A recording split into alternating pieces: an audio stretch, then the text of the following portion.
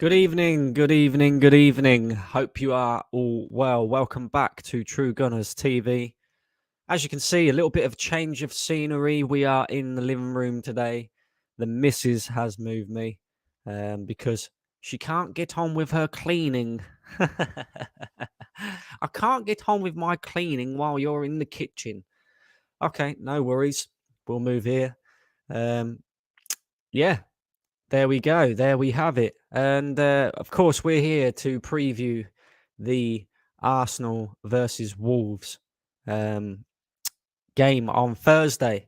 The lighting's a bit dead in here as well. So I'm going to have to tell her about this and all. We should sort it out. Sort it out, woman. Do your cleaning another time. But yeah, as I said, we're here to preview the Arsenal versus Wolves game. Before we get into that, we're going to touch on the game at the weekend as well, because, of course, you guys who follow me will know I never did a match reaction or a match preview to that one. I have been feeling a little bit rough over the last sort of week or so. Slowly starting to get better. So we'll carry on bringing you more content. And it doesn't stop there. So first of all, of course, let's touch on what's happened over the weekend. And we'll start with Arsenal, of course, beating Brentford 2-1. Emile Smith-Rowe and Bukayo Saka coming up with moments of brilliance in a game that was, I would say, full of intent but lacked quality, is what I would say. That's how I would describe that game. We spent the majority of the first half camped in the Brentford half of the pitch, mainly on the edge of their box, to be fair. But when you come to really think about it, how many real clear-cut chances did we create? Not that many. And when we did get an opportunity to have a shot on goal, our finishing and our decision-making kind of let us down a little bit. Second half, we come out, and I thought we played pretty well. You know, like I said, 2 moments of individual brilliance is what won us that game. Emile Smith-Rowe with near about a 40-yard run, and then excellent finish in the bottom corner, and then Bukayo Saka as well. Similar sort of thing from the edge of the box, low into the bottom corner of the opposite side of where the goalkeeper was. And you almost think at 2-0 up that Arsenal are home and dry. That's it, 3 points, dead, done. But no, even though Brentford didn't really cause us any problems throughout that game, there was missing Ivan Toney, by the way, they still managed to give us a little scare at the end there. They get a goal from a corner, and they could have had a second goal as well. You know, they created an opportunity where they were sort of 2v3 or 2v2. And if their striker, who I believe it was their striker, if their striker, midfielder, whatever it was, who I can't remember his name, to be honest with you, but if he was a little bit quicker, that could have caused us 1 or 2 problems. And of course, Aaron Ramsdale, he will be disappointed with that because he's in line for the Golden Glove. And he'll be disappointed to have conceded a goal in that game, considering, you know, we was under no real pressure from Brentford at all. They was at the Emirates to park the bus. But the 3 points is what matters. And we got the 3 points. We'll keep ourselves in with a shout, in with a chance for the top 4, which is what I expect from Arsenal this season. It's what the majority of Arsenal fans now have come to realise that we can achieve. The question is, do we have the quality in terms of player and in terms of manager to actually get there, to actually finish in 4th place or the top 4 come May. And that is the question. But over the past 2 games, we've needed results and we've ground out results and we've got them.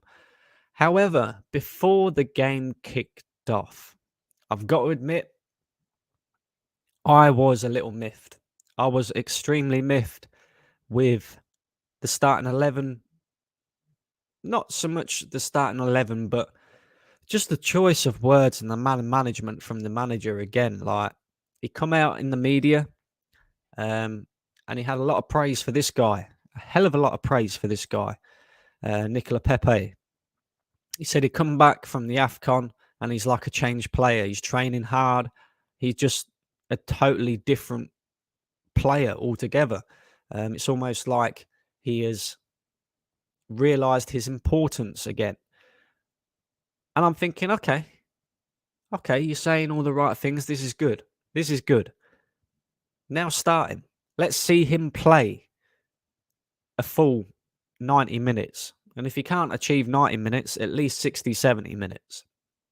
And then when the team lineups come out, I was a bit like, what is this? Like, I'm not a massive fan of Pepe. But what he can offer to us is what we're missing, which is goals. Yeah? We got Lacazette at the moment. Doesn't score goals, or isn't scoring goals, should I say. We're very heavily reliant on the likes of Saka, SmithRowe, other people to come up with the goods. We've got a striker who doesn't score. And then our second choice striker, Eddie Nketiah, another player, hasn't scored a Premier League goal this season. So Pepe can offer us that in terms of goals and assists. He did it last season. He could do it again this season. He just needs to be used properly and more wisely.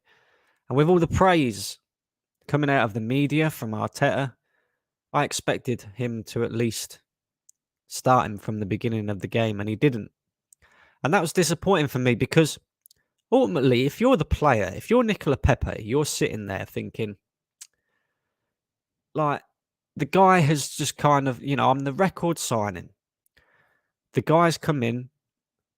He's not really fancied me, I'll admit I've been inconsistent. Yeah, this is talking from Pepe's point of view. I'll admit I've been inconsistent, but to have just been brushed aside out of the team, pretty much exiled out of the team, or to the bench, should I say, very rarely getting opportunities. I don't really get it. But obviously something has clicked in his head since Aubameyang has moved on. He's maybe realised his importance. He maybe had a good time at AFCON. He maybe realised that he's got to start at least featuring in this Arsenal team if he's to continue playing for the Ivory Coast. I don't know. But whatever it was, Mikel Arteta has praised him for it. So if you're the player, you sat there thinking, well, you exiled me to the bench because I was inconsistent, because I wasn't performing in training, because I wasn't doing what you asked to the degree that you want it to be done. Now I'm doing that. And you've even come out yourself and praised me in the media. And I still can't get a start in this team. If you're Nicola Pepe, what are you thinking? Like, I'm doing everything that you've asked me to do. You've praised me. And you still refuse to start me. Now, luckily for Arteta, that proved to be a good decision. Because ultimately, he got it right. Let's be honest, he got it right. SmithRowe was preferred over Pepe. Saka was preferred over Pepe. And the two of them both scored at the weekend. So he got away with that one. And I think, to be honest with you, if we had have lost the game or drew the game or anything else had happened, then there might be a few more questions on that decision. But look, I'm real. I'll sit here and I'll question the manager all day long with every single decision that he makes. You know, even if we're winning games, even if he does get things right, there are still certain aspects of his managerial, well, just man management skills that I question. Um, so yeah, but we did get a chance to see Pepe, and when Pepe came on, he played well, and yeah, hopefully he can continue that. Of course, as you all know, pretty much all the big six won at the weekend. So not much has changed in terms of the Premier League table, aside from obviously teams gaining 3 points. Spurs beating Manchester City again. That's the double they've done over them now this season. It's just mad to think that the turmoil that Spurs are in, the playing squad, losing games to the likes of Southampton and stuff like that, and then they turn up at the Etihad and beat Manchester City, the Rolls Royce of the Premier League, the absolute machine. And when was the last time we did that? Do you know what I mean? Like, it's mad. It's absolutely mad. But it's almost like Tottenham actually have Manchester City's number. Doesn't matter who's in charge. Doesn't matter. Their players seem to turn it on when they play against Manchester City. And when it went to 2-2 inside, 92 minutes, I thought, nah, this is it. This is game done. Game, set and match. And then Harry Kane comes up with the goods again to win that game 3-2. Of course, Manchester United playing yesterday beat Leeds 4-2 after almost capitulating after being 2-0 up. But they went on to win the game and they got themselves 3 points as well. Wolves again yesterday beating Leicester. They've had 2 very good results since playing against us and losing at Molineux.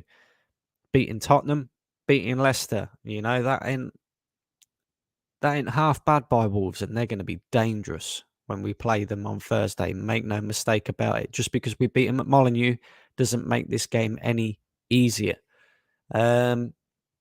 West Ham, they seem to be the team that is kind of dropping a few points here and there. It's getting to the business end of the season, and they're starting to show a little bit of signs of weaknesses, and they could end up falling away from this.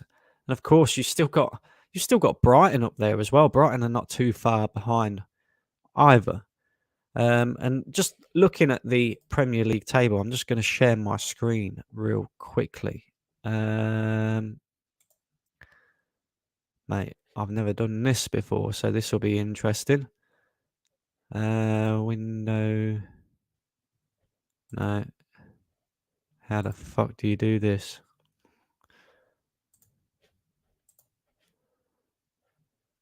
How do you share a screen? I have no idea. It's just showing me. What the fuck? Aha, here we go. Here we go. There we go. So, as you can see there. Well, no, you can't. Let me move that up a little bit.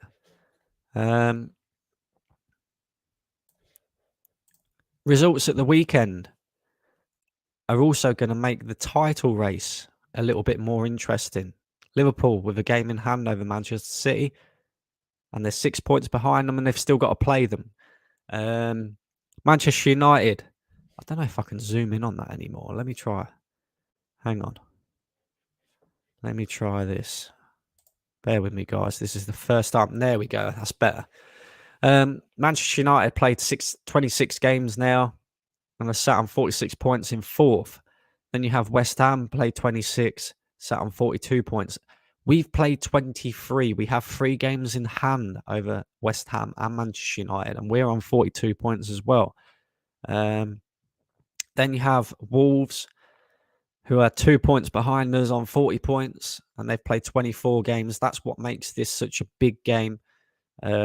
on Thursday, because we lose this, and then all of a sudden we could be talking about Wolves overtaking us in the table. Tottenham, 23 games, 39 points. So they are 3 points behind us as well. And then you could include Brighton in the conversation. Maybe even Southampton, to be fair. I didn't realise Southampton were that high in the table, to be honest with you. But that just goes to show what a strange season it has been so far. But yeah, still plenty to play for. Definitely still plenty to play for in the league this season. Before I get on to, of course, the Arsenal Wolves game, I'm going to go through a few of your comments. Who have we got in the chat tonight? We've got AJ. How we doing, AJ? Big up yourself. Joanne is here. How we doing, Joanne? Joanne says first half was boring. Yeah, I agree. Lacazette is one of the biggest problems. Him and Eddie will not score enough goals. There you go, AJ. Couldn't have said it better myself. Hassan, Lee Gunner Jr., what's up? How we doing, Hassan? Arteta is a liar. Nothing more, nothing less in my view. AJ again. We got our Shavin in the building. Big up. How we doing? Taib is in the chat as well. Big up, Taib. AJ saying 4 likes. Smash them likes up, guys. Make sure you're smashing them likes up and hitting that subscribe button if you haven't already. Del Boy is in the chat. Make sure you head over to Del Boy's channel and subscribe as well if you haven't. Big up yourself, Del. If I had a pet rat, I would call him Arteta. Nah. We are the rat army. Arteta cannot be part of the rat army, I'm afraid, because we're the rats. We are the rats. There's a rat in my kitchen, what am I gonna do? There's a rat in my kitchen, what am I gonna do? I love that song. It's brilliant. I just can't get it out of my head. Anyway, guys, moving on to, of course, if I can find it. Can I find it? I haven't even put it in here. What a joke. There you go. Arsenal taking on Wolves on Thursday for the second time in 2 weeks. Of course, we all know what happened roughly 10 days ago at Molineux. Arsenal winning 1-0, and it was a lucky 1-0 as well. I'm not going to lie, it was a lucky 1-0. We did well, I would say, to keep Wolves at bay. They didn't really offer too much going forward. There was a couple of opportunities, but nothing like that has you on the edge of your seat, thinking, "Oh shit, here we go." But yeah, same old story yet again. At the moment, we're riding our luck, is what I would say. We're riding our luck massively. We've got players coming up with goals that you wouldn't necessarily expect to score.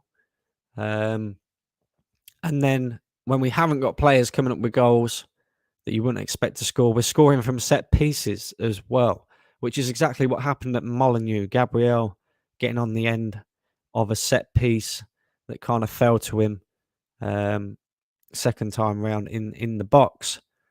And I just think, how much longer are we going to get away with, the likes of Lacazette not scoring goals? I mean, everybody rants and raves about Lacazette and says that he's, he works so hard. Your job is to score goals. End of. Your job's to score goals. Stop with this, but he works hard. That is a given. You're playing for Arsenal Football Club. It should be a given that you work hard. Yeah? It's all right twerking. Yeah? You're not a dancer, bruv. You're a striker. Yeah? Forget about this twerking shit. You're not Nicki Minaj, are you? Yeah? It's like, You got to start scoring goals. You have. You know, a lot of people have been critical of Lacazette for that, and he needs to start proving himself. It's all right, you know, saying he's showing great leadership on the pitch is another thing that I hear about Lacazette. But your job is to score goals, bruv. Do you know what I mean? Score goals. And but then again, there is one player. There is one player that could help us with scoring goals. Oh yeah, he's at Barcelona. I forgot about that. We'll get onto him in a bit, actually. But as I say, Arsenal rolling out 1-0 winners against Wolves, and look, after the game, the celebrations, you know, the celebrations was just madness. It's madness. I've never seen Arsenal celebrate that hard. And it just shows, I suppose, what the game meant to the players.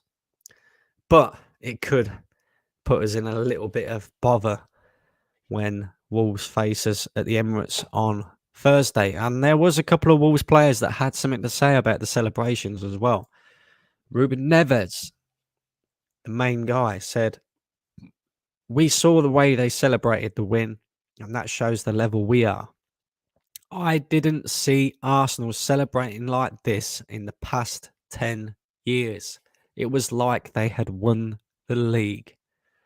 It was like we had won the league," is what Ruben Neves says. You know, he's gonna be vying for a bit of revenge on Thursday. Another player that come out with a couple of comments, Connor Cody. He said, "We've seen them. We heard them. They celebrated quite hard, didn't they? I'll be honest with you, from our point of view, we didn't like that, but we've got to put it right at the Emirates now." So there you go. Wolves are coming to the Emirates for a fight. Make no mistake, this game is not going to be easy. And with them being, what, 2 points? 2 points behind us in the league. It's going to be difficult. It's going to be very, very difficult. And I'm very worried about this game. So first of all, the question that I want to ask all you guys is, where are the key battles in this game? Now, I think Mikel Arteta will go for a very similar lineup to what he played against Brentford. He may even go for the same lineup because we know how this manager, he doesn't like changing much when we're winning, I suppose, which ain't a bad thing. It's not a bad thing. And you can't really say that any of them players that played don't really deserve to start. The one and only player that I don't like and I wouldn't have in the team full stop is Granit Xhaka. But we've got what we've got and it's working. It's picking up the points. So I suppose he'll go with that again. Now, the key battles is going to be definitely in midfield. And it's also going to be in terms of our attacking play. Because if we create so many chances against Wolves, like how we did against Brentford, and we do not take them, you can guarantee that Wolves will take an opportunity or two that they get. And they're in great form at the moment, Wolves. You know, they're in very good form. So we need to be very careful coming into this game. We need to make sure that we take every opportunity that we get when we go forward. None of this, let's have 26 shots on goal, 8 shots on target, and 4 of them are P-rollers. You know, because that's what I see against Brentford. 8 shots on target, 26 shots on goal. But 4 of them were P-rollers into the goalkeeper's arms. And I'm like, we've got to start doing better. We've got to start bagging chances, you know, because there's not every game you're going to get 26 shots on goal. We are coming up against better opposition in Wolves. So we need to take the opportunities when we can. And let's be honest, the game in Molineux, if it wasn't for a lucky, let's just say, second ball bounce to Gabriel in the box, that game would have finished 0-0, because we never really created too many chances. So, key battles for me, midfield, and can we get our attack flowing? Big question. And then also Bruno Large, or whatever his name is. He's a decent manager. I see some stats for Wolves in terms of their conceding goals ratio this season, and I'm sure that they're right up there with the best in the league in terms of not conceding goals. So they're going to be tough to break down, and we've got to do it all over again. And make no mistake about it, we can't be affording to be dropping 2 points and getting a draw. We can't afford to be losing this game if we want an opportunity to finish in the top 4. We have to win the game. We have to keep with the pack. Can we do that? I don't know. We will certainly find out on Thursday. And finally, guys, what is my score prediction for the game? Now, this is going to be interesting. And I want you guys to let me know in the chat as well what your score prediction is. One thing I would say that is on our side is our record at the Emirates this season is actually very, very good. And certainly with the home crowd cheering on, the players in familiar grounds, we don't lose at the Emirates very often, especially not this season. It has become a little bit of a fortress in that way. I don't know. This is a close game to call. Such a close game to call. Like I say, Wolves are in good form. They're a dangerous side. And they don't tend to score many goals either. But they don't tend to concede many goals either. So it's a tough one. Can Lacazette put his scoring boots on? I don't know. I'm actually going to go for a 1-1 draw. I don't want Arsenal to drop points. I think it would be a disaster if we do. But I can't see us winning this game. I really can't. I'm even edging towards a Wolves win, and I don't know why. I just think the celebrations in the first game and the way that we celebrated winning that game at Molineux might well come back to haunt us. I don't know. But I'm going with a 1-1 draw. That's what I think it will be. Let me know in the comments, guys, what you think. And of course, last but not least, before we end the stream, we of course have to talk about this guy here, Pierre-Emerick Aubameyang. Of course, got his move to Barcelona in January, leaving Arsenal on a free, yeah? We're out here with Twerkazette, yeah? Nicki Minaj, who works hard. And then we've got bloody Eddie Murphy, yeah? Eddie Murphy to come off the bench.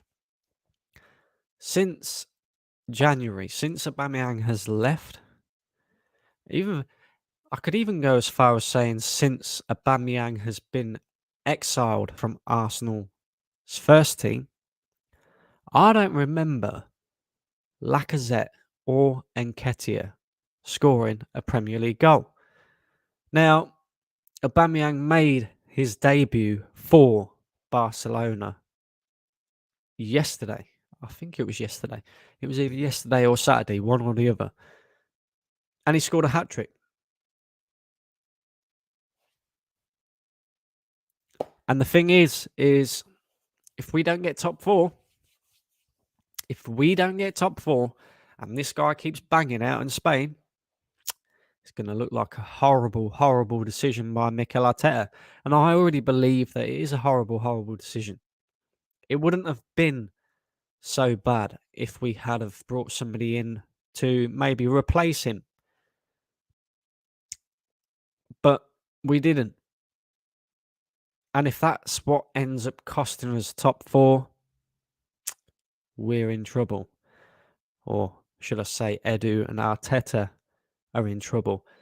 Well, in trouble from the real fans, yeah? The realist fans. The ones that have expectations for the football club. Not the ones that change the narrative every 5 minutes, you know? Another talking point as well, Thierry Henry coming out with, if Arsenal don't finish in the top 4 this season, it's a failure. I 100% agree with you, Mr. Henry. 100%. But then a lot of the fan base are slagging a legend of the football club off for saying that. But he's right. It is a failure. If we don't finish in the top 4, bearing in mind we have 3 games in hand. Yeah? We was in 4th position and Manchester United and Tottenham and everybody else was dropping points left, right and centre. We had an opportunity to bring in a couple of decent players in the January transfer window to almost guarantee us that top 4 spot. And we didn't do it. So ultimately, if we fail to do that now, oh dear, oh dear. And then you get Mikel Arteta brushing these comments aside like, yeah, whatever. What, do you not want to set a target for yourself then? Huh? No? Is it so bad to have a target for Arsenal Football Club in a season? 4th. And you don't even want to commit to saying we should be finishing in the top 4. Because, let's be honest, he knows, as well as everybody else, that Arsenal's chances of finishing the top 4 is like that. Is like that. No matter the position that we're in right now, come May, our chances are slim. Slim. Manchester United are far better side in terms of quality than us. Tottenham even, you could argue. Wolves are getting closer. West Ham. Do you know what I mean? So it's like, he don't want to commit to that. Because if he commits to that, if he doesn't achieve it, ultimately, he has to be sacked. So, you know, once again, we're seeing the disgraces of Arsenal Football Club. But there you go, guys. There you have it. I'm going to read a few more of your comments out and then I'm going to dash. I'm not going to lie at all. Aubameyang scored a hat-trick. Arteta twat got rid of him. There you go, see? I think the Wolves game will be close again, 1-0 to either team. Yeah, I agree. I do think it will be close. Taib, just be happy for Aubameyang. How can he enjoy his football again? Yeah, I agree. That Neves quote sets the standards at our football club. Yeah, it pretty much does. It pretty much does. Because he's now saying that ultimately Wolves are on our level. And he's not wrong. He's not wrong. Static says 1-1. I agree with you, Static. I do. I think we'll win 1-0. But to be honest with Brandon, we could lose it 1-0, 100%. Arshavin says Wolves 2, Arsenal 1. And we have Tom the Gooner in the chat. He says, I can come on if you want, mate. Bit late, bro, bit late. It's but we'll definitely do something. We'll definitely do something at some point this week. Unfortunately, you just jumped in just as I'm about to end the stream. And look, Arsenal versus Wolves. I'm going 1-1. I don't think it'd definitely be a close game. It'd definitely be a close game. But look, guys, look out for Thursday as well. I have a surprise in store, and I'm not gonna say anything. I'm not gonna mention anything. All I'm gonna tell you guys is make sure you keep your eyes peeled. Yeah? Make sure, like Nicola Pepe, you are looking out for me, but not on this channel. That's all I'm gonna say. That's all I'm gonna say. Big up each and every single one of you. Thank you for tuning in. Hopefully Arsenal can get the 3 points again on Thursday. But who knows with this football club? Up, down, up, down, up, down. Who knows? Who knows? And of course, if you're new and you're watching and you haven't already,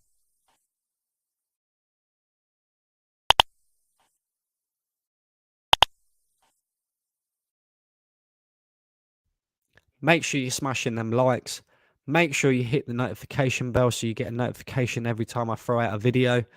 Make sure, most importantly, that you are subscribed to the channel as well.